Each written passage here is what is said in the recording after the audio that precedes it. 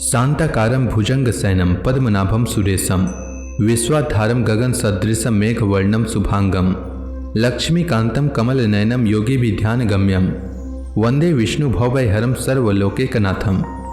मंगलम भगवान विष्णु मंगलम गरुड़ध्वज मंगलम पुंडरीकाक्ष मंगलाय तनोहरि। ओम नमो भगवते वासुदेवाय। आज का दिन आप सभी के लिए मंगलमय हो।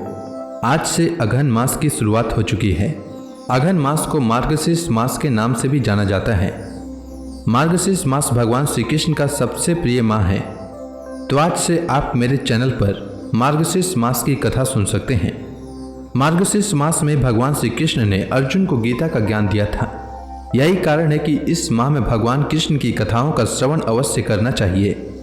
इससे घर में सुख समृद्धि आती है और सभी संकटों का भगवान श्री कृष्ण हरण करते हैं। तो आइए सुनते हैं मार्गशीर्ष मास की कथा का पहला अध्याय।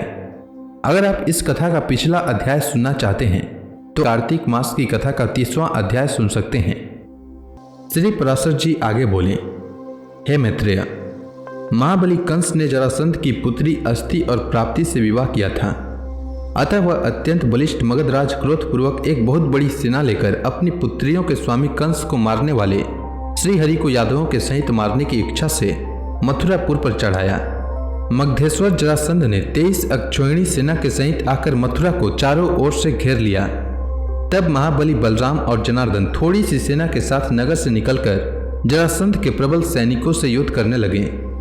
हे मुनिश्रेष्ठ, उस समय बलराम और कृष्ण ने अपने पुरातन शस्त्रों को ग्रहण करने का विचार किया। हे विप्र, हरि के स्मरण करते ही उनका सारंग धनुष, अक्षय बाण युक्त 2 तरकस और कौमुदकी नाम की गदा आकाश से आकर उपस्थित हो गए। हे द्विज, बलभद्र जी के पास भी उनका मनवांचित महान हल और सुनंद नामक मुसल आकाश से आ गए। तदंतर दोनों वीर बलराम और कृष्ण सेना के सहित मगध राज को युद्ध में हराकर मथुरापुरी में चले आए। हे महामुने, दुराचारी जरासंध को जीत लेने पर भी उसके जीवित चले जाने के कारण कृष्णचंद्र ने अपने को अपराजित नहीं समझा। हे द्विजोत्तम, जरासंध फिर उतनी ही सेना लेकर आया, किंतु बलराम और कृष्ण से पराजित होकर भाग गया। इस प्रकार अत्यंत दुर्धर्ष मगधराज जरासंध ने बलराम और कृष्ण आदि यादवों से 18 बार युद्ध किया। इन सभी युद्धों में अधिक सैन्यशाली जरासंध थोड़ी सी सेना वाले यदुवंशियों से हारकर भाग गया। यादवों की थोड़ी सी सेना भी जो पराजित न हुई, यह सब भगवान विष्णु के अंशावतार श्री कृष्णचंद्र की सन्निधि का ही महात्म्य था। उन मानव धर्मशील जगतपति की यह लीला ही है जो कि ये अपने शत्रुओं पर नाना प्रकार के अस्त्र शस्त्र छोड़ रहे हैं, जो केवल संकल्प मात्र से ही संसार की उत्पत्ति और संहार कर देते हैं। उन्हें अपने शत्रु पक्ष का नाश करने के लिए भला उद्योग फैलाने की कितनी आवश्यकता है, तथापि वे बलवानों से संधि और बलहीनों से युद्ध करके मानव धर्म का अनुवर्तन कर रहे थे। वे कहीं साम, कहीं दान और कहीं भेद नीति का व्यवहार करते थे तथा कहीं दंड देते और कहीं से स्वयं भाग भी जाते थे। इस प्रकार मानव देहधारियों की चेष्टाओं का अनुवर्तन करते हुए श्री जगतपति की अपनी इच्छानुसार लीलाएं होती रहती थी। श्री पराशर जी आगे बोले, हे द्विज, एक बार महर्षि गागरे से उनके साले ने यादवों की गोष्ठी में नपुंसक कर दिया। उस समय समस्त यदुवंशी हंस पड़े। तब गागरे ने अत्यंत कुपित हो दक्षिण समुद्र के तट पर जा यादव सेना को भयभीत करने वाले पुत्र की प्राप्ति के लिए तपस्या की। उन्होंने श्री महादेव जी की उपासना करते हुए केवल लोह चूर्ण भक्षण किया।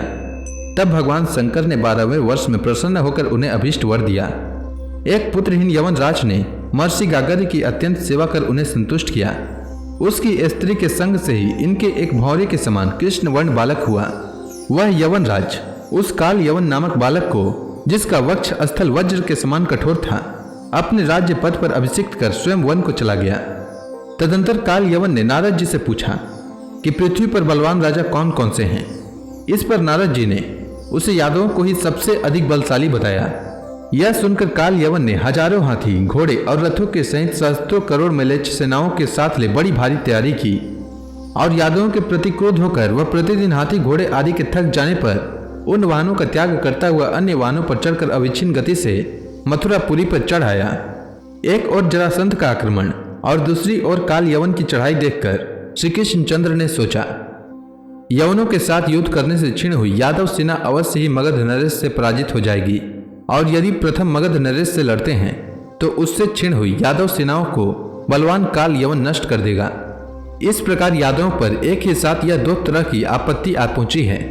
अतः मैं यादवों के लिए एक ऐसा दुर्जय दुर्ग तैयार कराता हूँ जिसमें बैठकर विष्णु श्रेष्ठ यादवों की तो बात ही क्या है, स्त्रियां भी युद्ध कर सकें। उस दुर्ग में रहने पर यदि मैं मत या प्रमत सोया अथवा कहीं बाहर भी गया हूँ तब भी अधिक से अधिक दुष्ट शत्रुगण भी यादवों को पराभूत न कर सकें। ऐसा विचार कर श्री गोविंद ने समुद्र से 12 योजन भूमि मांगी और उसमें द्वारकापुरी निर्माण किया, जो इंद्र की अमरावती पुरी के समान महान उद्यान, गहरी खाई, सैकड़ों सरोवर तथा अनेकों महलों से सुशोभित थी। काल यवन के समीप आ जाने पर श्री जनार्दन संपूर्ण मथुरा निवासियों को द्वारका में ले आए और फिर स्वयं मथुरा लौट गए। जब काल यवन की सेना ने मथुरा को घेर लिया तो श्री कृष्णचंद्र बिना शस्त्र लिए मथुरा से बाहर निकल आए। तब यवन राज काल यवन ने उन्हें देखा। महायोगीश्वरों का चित्त भी जिन्हें प्राप्त नहीं कर पाता, उन्हीं वासुदेव को खाली हाथ देखकर वह उनके पीछे दौड़ा। काल यवन से पीछा किए जाते हुए श्री कृष्णचंद्र उस गुफा में घुस गए जिसमें महावीरशाली राजा मुचकुंद सो रहा था। उस गुफा में जाकर सोए हुए राजाओं को कृष्ण समझकर लात मारी। उसके लात मारने से उठकर राजा मुचकुंद ने उस यवन राज को देखा। हे मैत्रेय, उनके देखते ही वह यवन उसकी क्रोध अग्नि से जलकर भस्मीभूत हो गया। पूर्व काल में राजा मुचकुंद देवताओं की ओर से देवासुर संग्राम में गए थे। असुरों को मार चुकने पर अत्यंत निद्रालु होने के कारण उन्होंने देवताओं से बहुत समय तक सोने का वर मांगा था। उस समय देवताओं ने कहा था कि तुम्हारे शयन करने पर तुम्हें जो कोई जगाएगा वह तुरंत ही अपने शरीर से उत्पन्न हुई अग्नि से जलकर भस्म हो जाएगा। इस प्रकार पापी काल यवन को दग्ध कर चुकने पर राजा मुचकुंद ने श्री मधुसूदन को देखकर पूछा, आप कौन हैं? तब भगवान ने कहा, मैं चंद्र वंश के अंतर्गत यदुकुल में वासुदेव जी के पुत्र रूप से उत्पन्न हुआ हूं। तब मुचकुंद को वृद्ध गागर्य मुनि के वचनों का स्मरण हुआ। उनका स्मरण होते ही उन्होंने सर्वरूप सर्वेश्वर श्री हरि को प्रणाम करके कहा, हे परमेश्वर, मैंने आपको जान लिया है। आप साक्षात भगवान विष्णु के अंश हैं। पूर्व काल में गागर्य मुनि ने कहा था कि 28वें युग में द्वापर के अंत में यदुकुल में श्री हरि का जन्म होगा। निसंदेह आप भगवान विष्णु के अंश हैं और मनुष्यों के उपकार के लिए ही अवतीर्ण हुए हैं। तथापि मैं आपके महान तेज को सहन करने में समर्थ नहीं हूँ। हे भगवान, आपका शब्द सजल मेघ की घोर गर्जना के समान अति गंभीर है तथा आपके चरणों से पीड़िता हो पृथ्वी झुकी हुई है। हे देव, देवासुर महासंग्राम में दैत्य सेना के बड़े बड़े योद्धा गण भी मेरा तेज नहीं सह सके थे और मैं आपका तेज सहन नहीं कर सकता। संसार में पतित जीवों के एकमात्र आप ही परम आश्रय हैं। हे शरणागतों का दुख दूर करने वाले, आप प्रसन्न होइए और मेरे अमंगलों को नष्ट कीजिए। आप ही समुद्र हैं, आप ही पर्वत हैं, आप ही नदियां हैं और आप ही वन हैं तथा आप ही पृथ्वी, आकाश, वायु, जल, अग्नि और मन हैं। आप ही बुद्धि अव्याकृत प्राण और प्राणों का अधिष्ठाता पुरुष हैं तथा पुरुष से भी परे जो व्यापक और जन्म तथा विकार से शून्य तत्व है वह भी आप ही हैं। जो शब्द आदि से रहित, अजर, अमय, अक्षय और नाश तथा वृद्धि से रहित है वह आद्यंतहीन ब्रह्म भी आप ही हैं।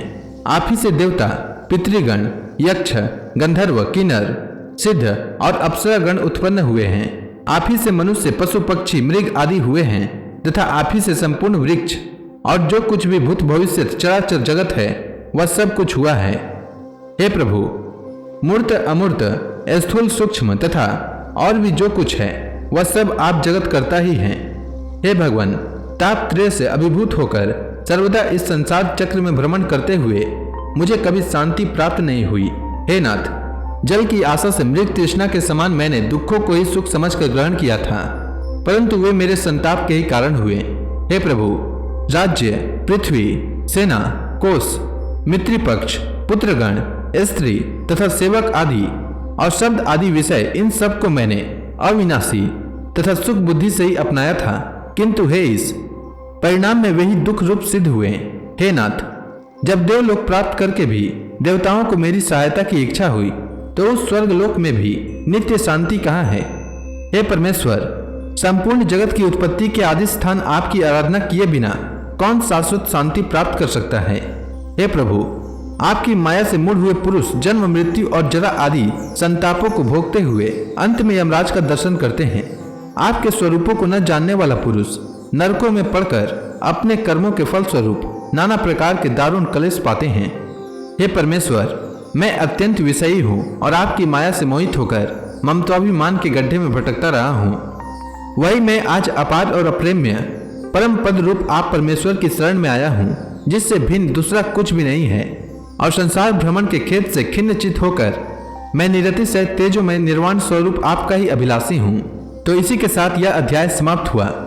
आगे मुचकुंद के इस प्रकार स्तुति किए जाने पर भगवान हरि ने उनसे क्या कहा, यह मैं कल अगला अध्याय में सुनाऊंगा। तब तक के लिए भगवान हरि का नाम लेते रहें। तो प्रेम से बोलिए विष्णु भगवान की जय, श्री कृष्ण भगवान की जय, लक्ष्मी माता की जय, तुलसी माता की जय, समस्त देवी देवताओं की जय।